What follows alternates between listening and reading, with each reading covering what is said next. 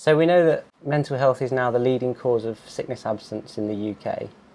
And we also know that 1 in 6 workers is dealing with anxiety, depression or stress right now. So as well as people being out of work because of a mental health problem, there's the kind of presenteeism. There's people in work who are mentally unwell, and that can affect their performance or how they're able to cope in the workplace as well. What are the signs that an employee is becoming unwell? I had a breakdown in 2007, and in the build-up towards that, there's some quite overt symptoms that I think that my managers should have been aware of. I had too many projects going on, not enough resources, but what my line manager would have seen was somebody that's been very productive, sending emails late at night, being the first person up in the morning, taking on too many tasks, and then the symptoms started to become negative. I found it very difficult to concentrate in meetings. I'd become a little bit tearful occasionally.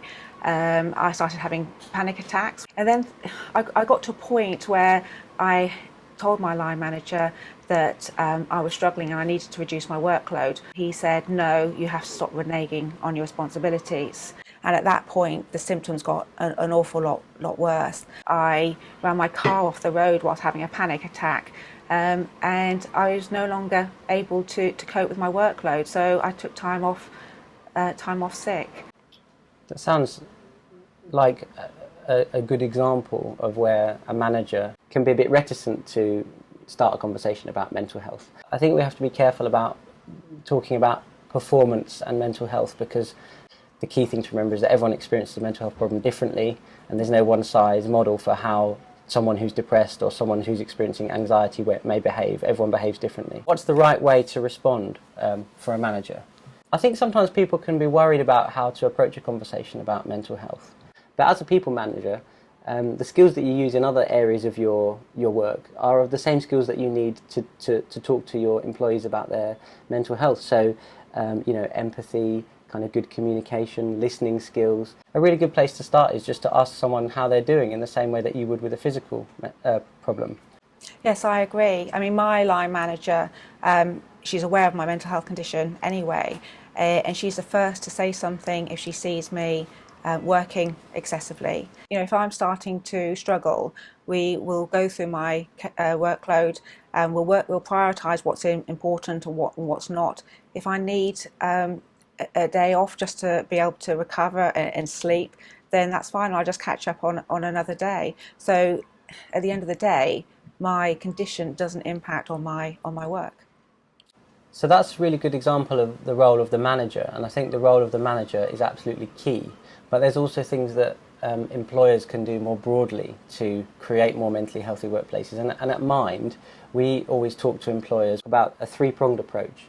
We talk about how you need to promote well-being, tackle the causes of poor mental health in the workplace, and you need to support staff who are experiencing a mental health problem. And to flesh that out a little bit, things that you do as an organisation that can help to create a more healthy work environment. So things like flexible working, for example. In terms of tackling the causes, we encourage employers to find out do a bit of an audit, kind of use staff surveys, use the appraisal system to capture information about what are the pressures on people, what could be causing them stress, and then it's about how you put in place systems to mitigate that. So we've talked a bit about managers. They're really key to this, training managers up to have the right skills and the confidence to identify where people may be struggling a bit and then have that conversation. That's a really good step. The final part is the third step is about supporting staff who are experiencing a mental health problem. This is key as well. The first thing is talking to the individual, finding out what their needs are and helping them and developing with them in partnership steps, adjustments they're called, to kind of help people cope better. We've heard examples of someone who had an anxiety disorder who just needed more reassurance when she was struggling a bit. So someone just saying, this is great, you've done a really good job, saying good morning in the morning and just kind of checking in, that kind of stuff. It can be as simple as that. There's lots of other things you can do as well, and there's loads of resources on Mind's website.